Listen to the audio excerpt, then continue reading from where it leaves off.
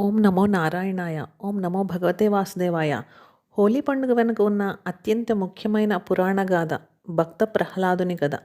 ఇది అహంకారంపై భక్తి మరియు చెడుపై మంచి సాధించిన విజయానికి చిహ్నము. పూర్వము హిరణ్యకశిపుడు అను ఒక రాక్షసరాజు ఉండేవాడు. అతను బ్రహ్మదేవుని నుండి గొప్ప వరాన్ని పొంది తనే దేవుడు అని ప్రకటించుకున్నాడు. అందరూ తననే పూజించాలని శాసించాడు. ప్రహ్లాదుడు హిరణ్యకశిపుని కుమారుడు.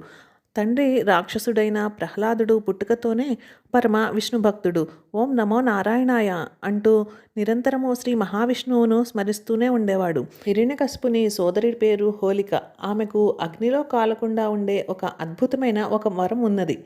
ఒకసారి హిరణ్యకశిపుడు తన రాజ్యమంతా తననే దేవుడుగా కొలుస్తుంటే తన కొడుకు మాత్రము శత్రువైన విష్ణువును పూజించడం భరించలేకపోయాడు. ప్రహ్లాదుడిని మార్చడానికి అనేక ప్రయత్నాలు చేశాడు. కానీ ప్రహ్లాదుడు మారలేదు. దానితో కొడుకు అని కూడా చూడకుండా చంపడానికి ఏనుగులతో తొక్కించడం, కొండపై నుండి తోయడం, పాములతో కరిపించడం వంటివి చేశాడు. కానీ విష్ణువు రక్షణతోటి ప్రహ్లాదుడు ప్రతిసారి ప్రాణాలతోటి బయటపడ్డాడు. చివరగా హిరణ్యకశిపుడు తన సోదరి అయిన హోలిక సహాయం కోరాడు.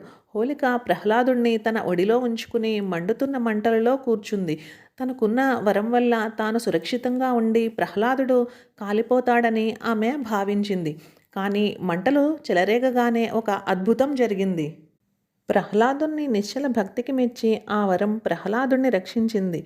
దుర్బుద్ధితో వరాన్ని ఉపయోగించినందుకు హోలిక మంటల్లో భస్మమైపోయింది. ప్రహ్లాదుడు మాత్రం చిరునవ్వుతో బయటకు వచ్చాడు.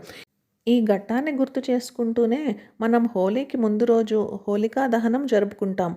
వీధుల్లో లేదా ఖాళీ ప్రదేశాల్లో ఎండుకట్టెలు పిడకలతోటి పెద్ద మంటలను వేస్తారు.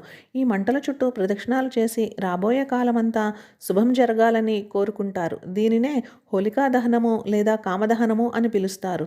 ఆ మరునాడు రంగుల పండుగ హోలీ జరుపుకుంటారు.